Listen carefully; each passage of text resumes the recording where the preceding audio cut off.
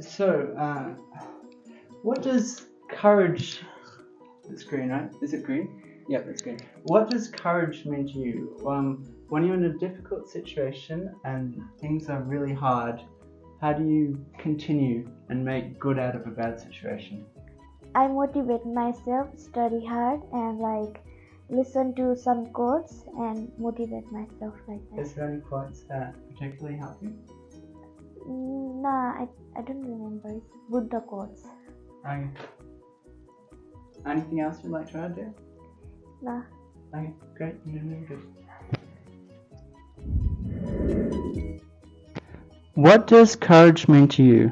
How do you get through hard and difficult situations?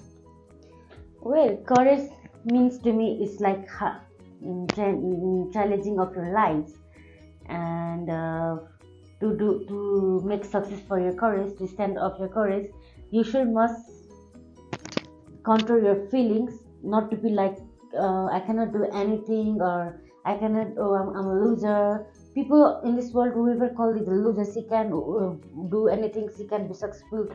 Yeah, but you don't have to think of the peoples of the world what they're gonna say. But for me, the encouragement is you don't have to see anybody else to look whatever they say to you about the she's a loser, she can't read properly. But no, that's my courage. That's my courage. My courage is to stand myself and looking forward and moving forward step by step, and never let you down yourself. That's all. Yeah, but action. Courage to me is you're in a difficult situation and things are hard, but you've got to try your best to continue and make good of a challenging situation all the time. And a man tries his best in this life to be happy, to live a nice life, and that's all we really can do, really. So that's what courage means to me.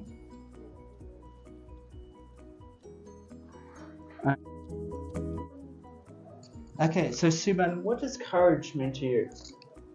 No, I don't know. Okay, so the word courage in English means to, when things are hard and difficult, how do you find happiness? How do you keep going? तँलाई गाह्रो भएको समयमा के गर्दा राम्रो लाग्छ इङ्ग्लिसमा explain गर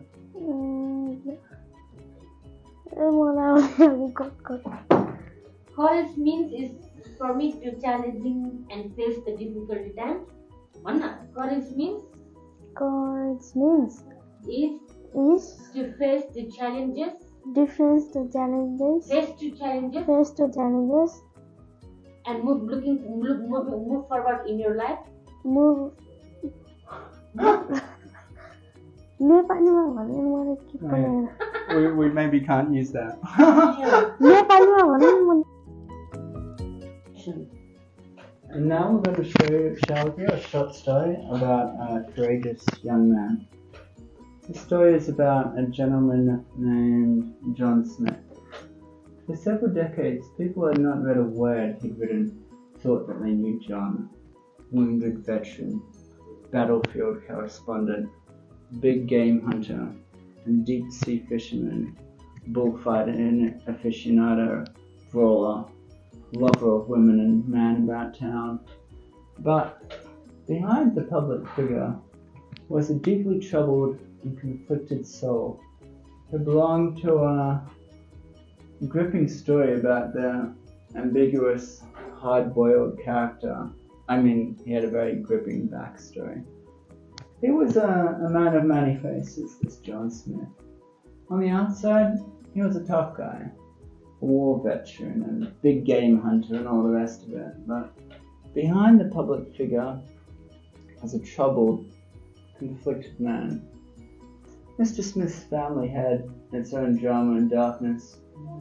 His father had been an alcoholic and a gambler, taking what little money the family had and leaving them destitute. His mother likewise had tried to keep the family together, but it was always an uphill battle with her.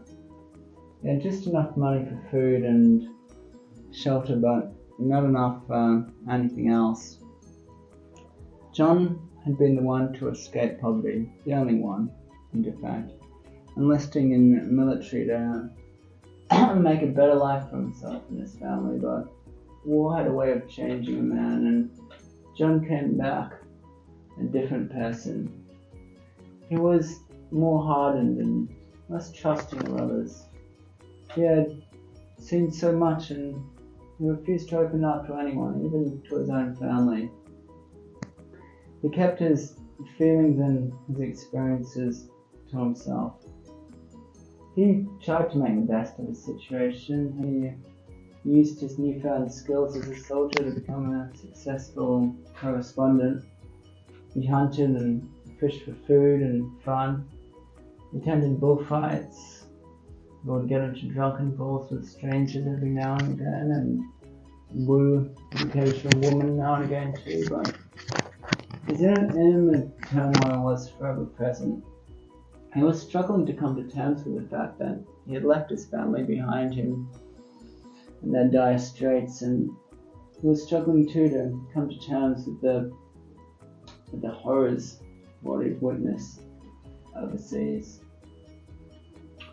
Old John was a man of many faces, but the one thing they all had in common was a deep, unspoken sadness. It's almost as if he was wearing a mask. He had seen some terrible things overseas, and he was struggling immensely to cope. He was a man in turmoil. He was desperately trying to come to terms with it before it was too late. One evening, Mr. Smith walked into his bar. His eyes scanned the room. He was looking for someone, but he didn't know who. He found an empty seat by the bar and sat down, ordering himself a whiskey and soda with a nip of lemon. He had eyes on him, and he turned to see a man sitting at the other end of the bar from him, watching him intently. John recognized the fellow as being the chap that he was looking for. He finished his drink and walked over to the man. "You look like you want something," he said in a low voice, sitting down in a bar stool beside the gentleman. The man nodded, his eyes never leaving John. "I heard you were the man to talk to," he said. John shrugged. "Maybe," he said. "Depends on what you're asking." The man leaned in closer. "I want to know about your time in the war." John gave him a humorous laugh. "What do you want to know?" he asked. But the man didn't answer. He just stared at John, waiting for him to continue. John sighed. It was hell. Sheer and utter hell. I saw things over there no man should see. I did things over there no man should do. But I survived. I made it back alive, one piece.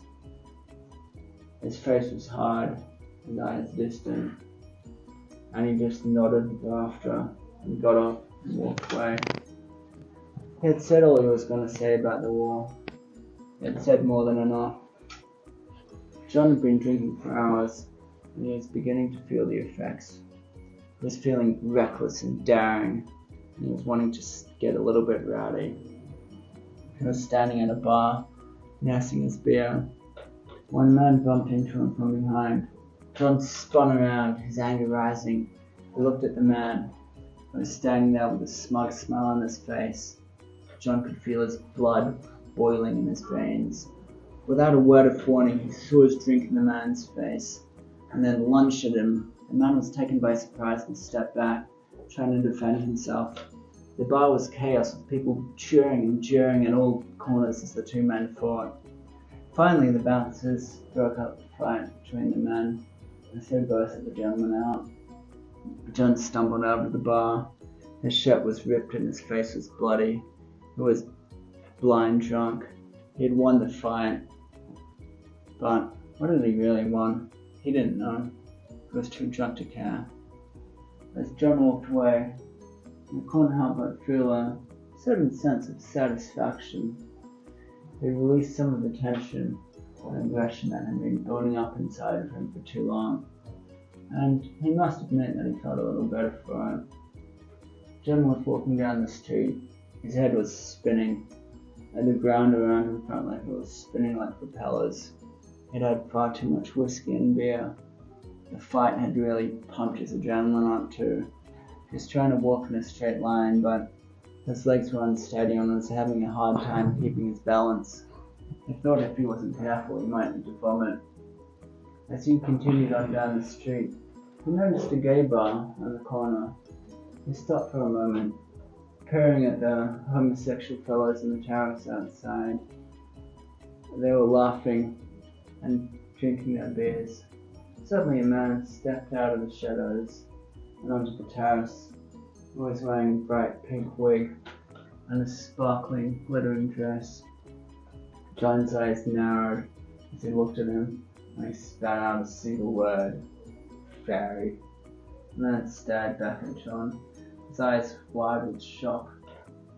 John just sneered at him and continued walking on down the street, leaving the man standing there in stunned silence, his muttering to his friends. John knew it had been cruel, but he didn't care. He was a troubled, conflicted man. He was determined to stay that way. He would not heal, would only go deeper and deeper and down to the kingdom of the dead.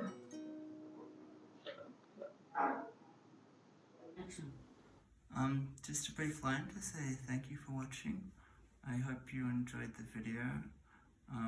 I'd appreciate it if you liked it. If you liked the video, I wish you a pleasant rest of your day. I have paintings for sale on my insta. Can I go buy it yet? Hide. Get down. And close it. And shit. What else? The Instagram's gonna be like at the bottom of this, the handle. You can go there and you can look at my pictures and you can buy one if you're feeling generous and halfway decent, which is a big maybe. And also, someone's running water next door. I wrote a bunch of novels, so if you want to read any of them, there's going to be a link to that too.